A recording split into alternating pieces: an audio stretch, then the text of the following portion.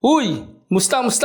May hiwagang awa at napakalaki ng kaugnayan nito sa ating mga buhay. Pag-usapan natin. Let's go! Ayon sa paliwanag ng neuroscience, plus psychology, plus psychophysiology, ay nag-uumpisa o nagsisimula ang lahat sa nakita ng mata o narinig ng tainga. Nagkaroon ng visual pathway kung paanong signal mula sa retina ng mata ay papunta sa utak o kaya naman ay nagkaroon ng auditory pathway na kung saan dumaan ang tunog o salita. Kaya mula sa tainga papunta ito sa utak at sa utak ay doon ini-interpret o pinoproseso ang sitwasyon. Ito'y ginagawa sa dalawang bahagi ng utak, ang amygdala na nagpuproseso ng awa at empathy at pangalawa ay ang prefrontal cortex na nag-a-analyze naman kung tutulong ba o hindi tutulong o kung aaksyon ba o hindi aaksyon. Kaya sa conclusion ng psychology at neuroscience, ang awa ay madalas ikinakabit sa salitang compassion na ang kahulugan ay ang kakayahan na makaramdam ng pag-unawa sa paghihirap ng iba at may pagnanais tumulong upang maibsan ito. Kaya hindi lang siya yung simpleng pagsasabi ng kawawa naman siya, kundi bahagi nito ang motibasyon na umalalay at ito ang hiwaga ng awa ayon sa science.